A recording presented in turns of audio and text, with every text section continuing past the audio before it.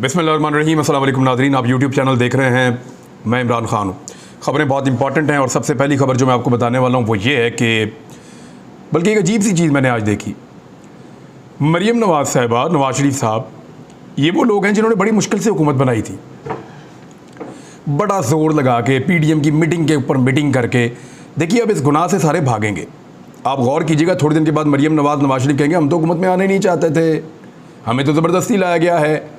और ये बात मैंने बहुत पहले भी बताई थी कि एक वक्त आएगा कि ये सारे अपनी आंखों में कसौन मल मल के रोएंगे और ये कहेंगे कि हम हुकूमत में नहीं आना चाहते थे, हमें ज़बरदस्ती हुकूमत में लाया गया है। जरदारी साहब ने, मौलाना फजलुर रहमान साहब ने, मरीम नवाज साहिबा ने, नवाज शरीफ साहब ने, इन सब ने, जो ANP है उसने, जो MQM है उसने, और इनके सहूलतकारों ने, सब ने मिलकर शानदार तरीके से ज़ोर लगाकर ये हुकूमत बनाई थी।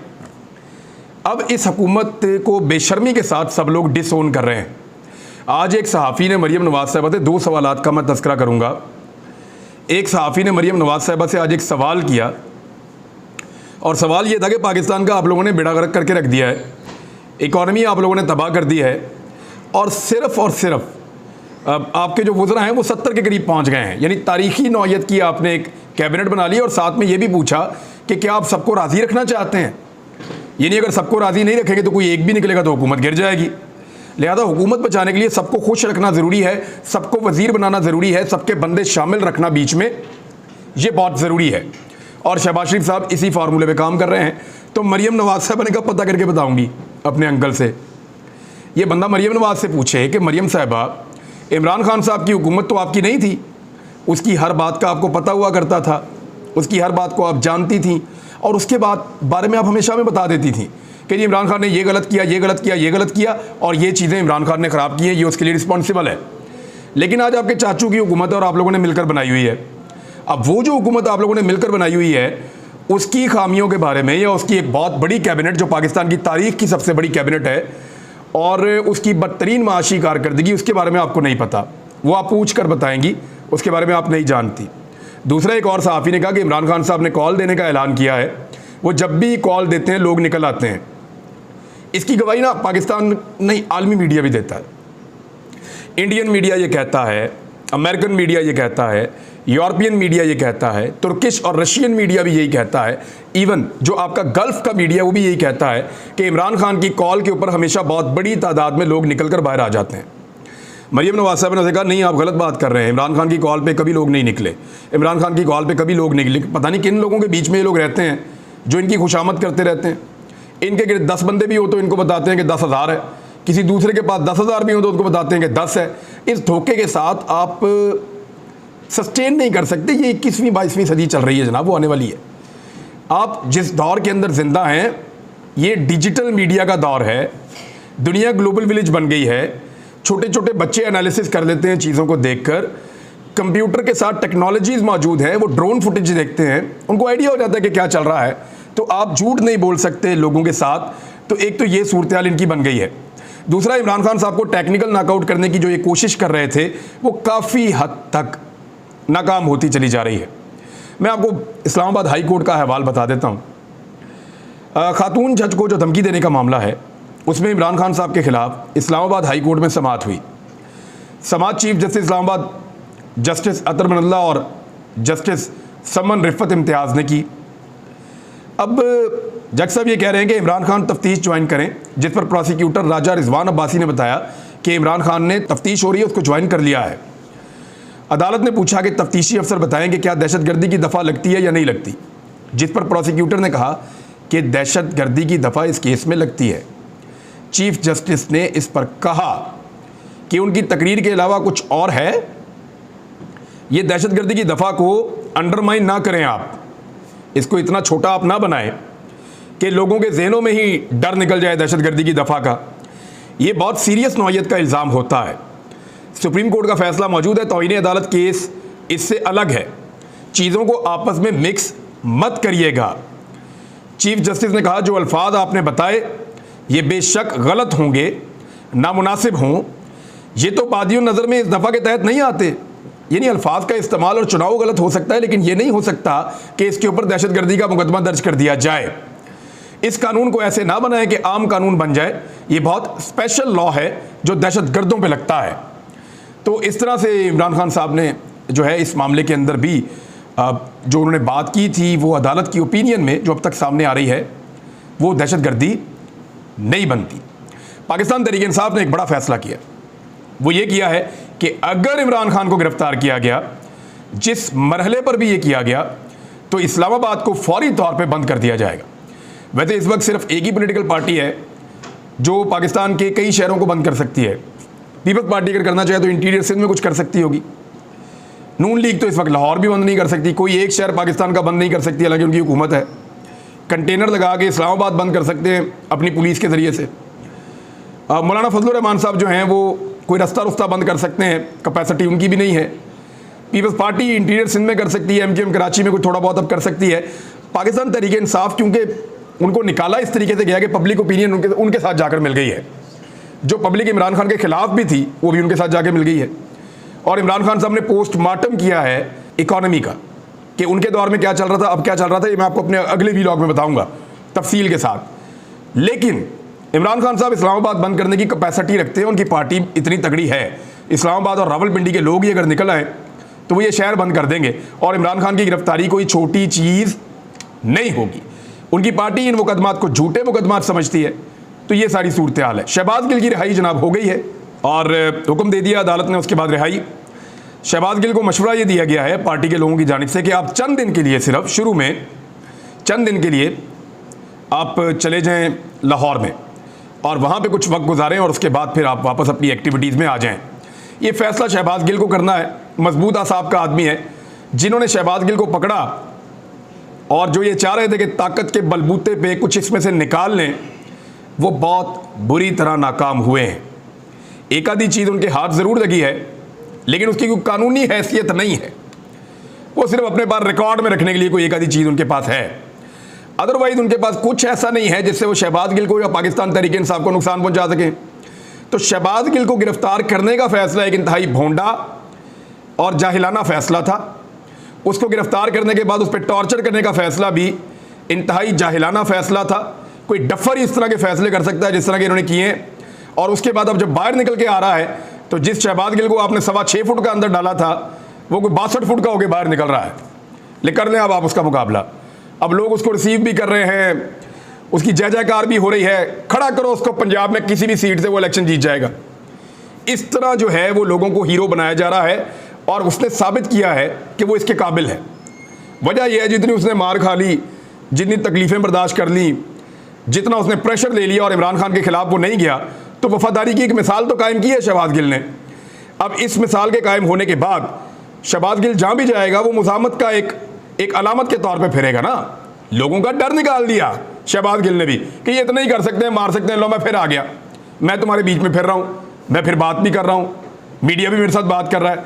तो ये शहबाज गिल को ना सिर्फ हीरो बनाया गया बल्कि वो डिज़र्व करता था जितना प्रेशर उसने अपने ऊपर लिया और अपने लीडर के साथ गद्दारी उसने नहीं की। ये बगावत पे उकसाने का मुकदमा था शहबाज गिल पे।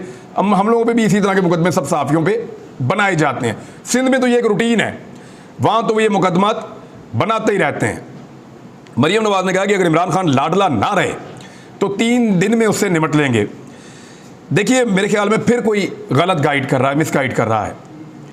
मरियम नवाज साहिबा को मैं सिर्फ इतना बताना चाहता हूँ कि जिसको इमरान खान को आप समझ रही हैं कि वो कुछ लोगों का लाडला है, तो मैं आपको ये बताऊँ जिन लोगों का आप उसको लाडला समझ रही हैं ना, उन्होंने हमें बुलाया और हम पर दबाव डाला कि इमरान खान के बारे में बात करना या रियलिटीज और फैक्ट्स के ऊपर बात करना बंद कर दो, हमने इसको नहीं छोड़ना। कैसा लाडला है? पाकिस्तान के इदारे उसके दुश्मन हैं। कैसा लाडला है? एस्टेब्लिशमेंट उसके खिलाफ है। कैसा लाडला है? पाकिस्तान की 13 पॉलिटिकल पार्टीज उसके खिलाफ हैं। कैसा लाडला है? रातों रात उसकी हुकूमत गिरा दी जाती है।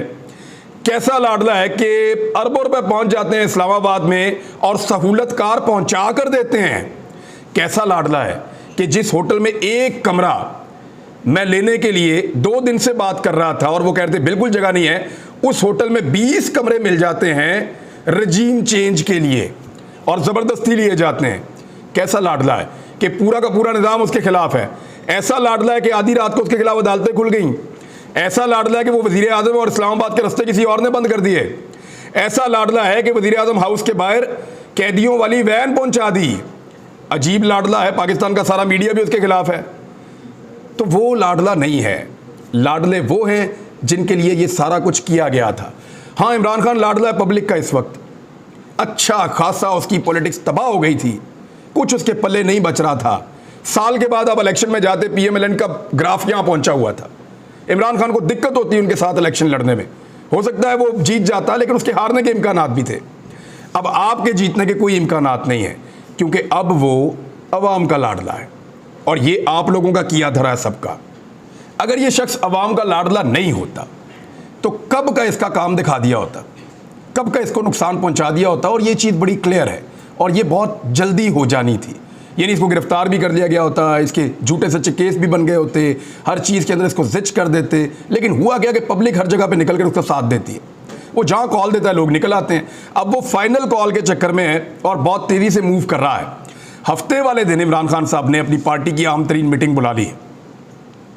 अगर आप आज ये वीलॉग जुमे को सुन रहे हैं तो कल, अगर आप जुमेरात को सुन रहे हैं तो परसों। बहरहाल हफ्ते को इमरान खान ने सबको बुला लिया अपनी पार्टी के लोगों को, और वो एक अहम मीटिंग करने जा रहे हैं जिसमें वो तय करेंगे कि फाइनल कॉल कब देनी है और कैसे देनी है। उधर शहबाज शरीफ साहब जा रहे हैं, जाके एक तो उन्होंने बड़ी बेइज्जती कराई पिटन के सामने बैठ के, अजीबोगरीब माइक कभी इधर लगा रहे हैं कभी इधर लगा रहे हैं, वो समझ नहीं आ रही। वो बड़ी मुश्किल से अपना हासा रोका हुआ था उसने, रूसी सदर ने, कि वो किस तरह का वज़ीर आज़म हटा के उन्होंने कौन सा कार्टून हमारे सामने बिठा दिया है। अब मादरत के साथ कहना नहीं चाहिए, लेकिन ये उसके दिमाग में चल रहा होगा, मैं नहीं कह रहा। और अजीबोगरीब किस्म की हरकतें हो रही हैं पाकिस्तान में। एक वज़ीर आज़म जो हैं वो वहाँ बैठ के कभी इधर वाला कान कभी इधर वाला कान, फिर बंदा आता है वो आगे लगाता है और ट्विटर ने पहले से लगाया हुआ है। तो दिस इज़ अनफॉर्चुनेट जब आप इस तरह की हरकतें करते हैं। कभी आप उसको पकड़ लेते हैं यहाँ से, सेक्रेटरी जनरल को अक़वाम मुत्तहिदा के, यहाँ से पकड़ते हैं, यहाँ से दबाते हैं, यहाँ से उसको पुश करते हैं, हाथ लगाते हैं। क्यों जी? ये बैनुल अक़वामी सतह के ऊपर इसको माइंड किया जाता है। बॉडी लैंग्वेज बहुत काउंट करती है। You have to be confident. आप हर वक्त ऐसे ही बौखलाए हुए रहते हैं तो इससे लोगों में अच्छा इंप्रेशन नहीं जाता। कॉन्फिडेंस शो कीजिए थोड़ा सा, और वो रहना चाहिए। और पैंट कोट पहनने से कॉन्फिडेंस नहीं आता, टाई लगा लेने से कॉन्फिडेंस नहीं आता।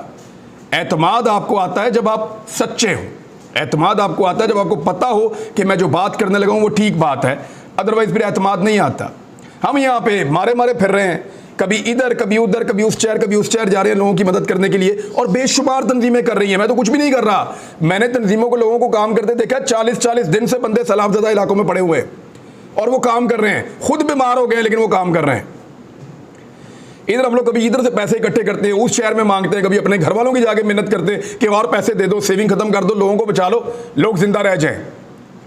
हम ये कर रहे हैं और उधर ये मुबशर जैदी साहब ने खबर दी है, जरा ये देखें आप, और ये विजुअल है बाकायदा इसके साथ। सेशन जज कंबर की नसीराबाद में खुफिया इतला पर पुलिस के हमरा पीपल्स पार्टी के रहनुमा की राइस मिल में कार्रवाई। मिल में मौजूद कंटेनर और गोदाम से 1500 से जायद सरकारी खैमे बरामद हो गए। मैं 1500 खैमे इकट्ठे करने के लिए ना पिछले एक हफ्ते से मैं रगड़ा खा रहा हूं कि मैं किसी तरह दादू में खैमे पहुंचाऊं, और 1500 खैमे उसके अपने गोदाम के अंदर पड़े हुए हैं और वहां से जज साहब ने जाकर रिकवर किए। कार्रवाई के दौरान राशन के थैले भी बहुत सारे बरामद हुए। ये खाना कौन खाएगा? यानी आपका पेट भरता क्यों नहीं है? कब्र की मिट्टी से ही भरेगा, वैसे नहीं भरेगा। पीपल्स पार्टी के मकामी रहनुमा वजीर फलपूटो की मलकियत मुकदमा दर्ज। ये जी सूरत हाल है। ये विजुअल्स भी आप देख लें। ये UAE की इमदाद है, कोई अपने पैसों से खरीद के नहीं लाया था, वो छुपा कर रखे हुए हैं। एक और जगह पर मैं गया और मैंने देखा कि ये जितनी मेरे पीछे दीवार है आप इसको डबल कर लें, ज़मीन से वो 3 फुट ऊपर तक सारे सरिये पड़े हुए थे। मैं उन सरियों को पहचानता हूँ। उनके ऊपर की तरफ जो है ना वो एक राउंड होता है और नीचे की तरफ सरिया होता है और एक पकड़ने वाली जगह होती है। ये सरिया वो होता है जिससे आप खैमा गाड़ते हैं ज़मीन में। एक पीपल्स पार्टी के बंदे के डेरे के ऊपर ये सरिये पड़े होते हैं हज़ारों की तादाद में। ये 5 या 4 सरिये लगते हैं या 6 लगते हैं ज़्यादा से ज़्यादा एक खैमे को लगाने के लिए। तो मैंने वहाँ एक बंदा था, उससे मैंने सिंधी उससे मैं पूछा, मैंने कहा ये तो सरिये खैमे वाले हैं। उसने कहा जी साहब बिल्कुल खैमों वाले हैं। तो मैंने कहा खामे किधर हैं? उसने कहा जी वो दूसरी तरफ साहब ने रखा हुआ है। ये सूरत हाल है।